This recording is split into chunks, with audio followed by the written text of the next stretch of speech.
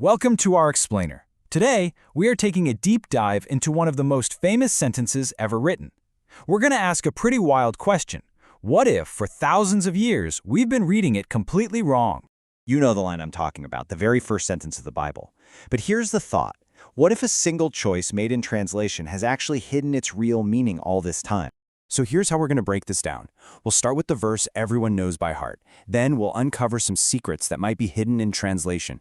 We'll take a closer look at the original Hebrew, unpack a whole new story, and then finally, we'll talk about why any of this really matters.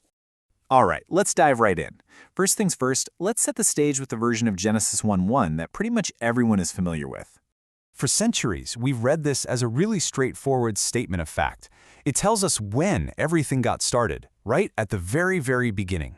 It's simple, it's powerful, and we all know it.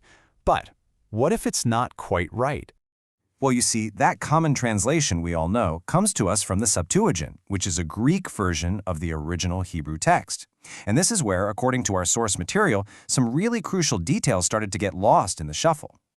Take a look at this. This slide really breaks down the key differences. For instance, the Hebrew word for God, Elohim, is actually plural, but it got translated into the singular Greek word theos. And the word for heavens, shamayim, has a dual form, implying two of them, but that became the singular arenon. And then there's this key grammatical marker, et, which basically points to what the verb is acting on, and it was just dropped completely. And this goes way deeper than just swapping out a few words. We're talking about the very grammar. The Hebrew verb suggests an action that is fully completed, not just something that happened in the past. And look at this. Hebrew has three forms for nouns: singular, dual, and plural. Greek only has two. These aren't just little mistakes. They fundamentally change the meaning of the entire text. So this leads to the million-dollar question our source material asks, right? How is this a proper translation? This one question challenges the very foundation of how this text has been understood for millennia, and it forces us to go back to the source, to the original language, and look at that very first word. Okay, so to really get to the bottom of this, we have to do something kind of cool. We're going to deconstruct the very first word of the Bible itself.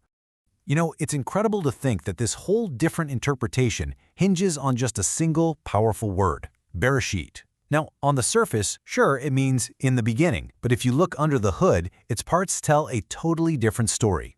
So when you pull it apart, you can see it's made of two pieces. You've got the preposition be, which just means in, and then you have the noun reshit, which means beginning or first fruit.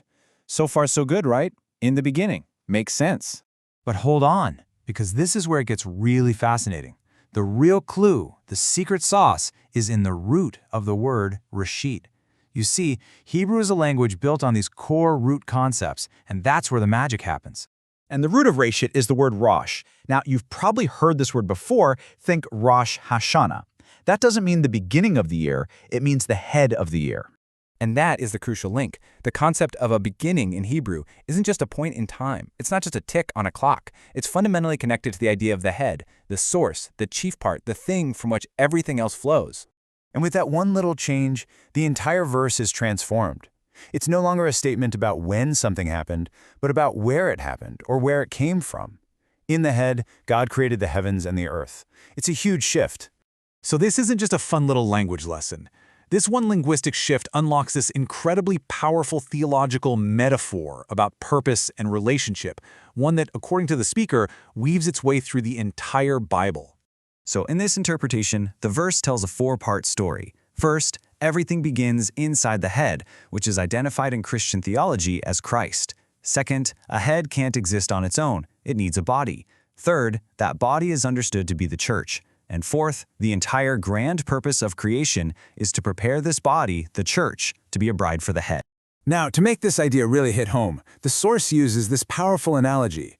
Picture a bride in her waiting room on her wedding day. She's all dressed, she's ready to go, and she's just filled with that amazing mix of excitement and anticipation, waiting to finally meet her groom. That feeling, that state of being prepared, that's the story. And this idea just reframes everything. The Bible is no longer just a history book or a book of laws. It becomes a personal message, a love letter, really, from a groom to his bride-to-be, filled with promises and preparation. Okay, so let's bring this all home. What's the big takeaway here? What really changes if we start reading in the head instead of in the beginning?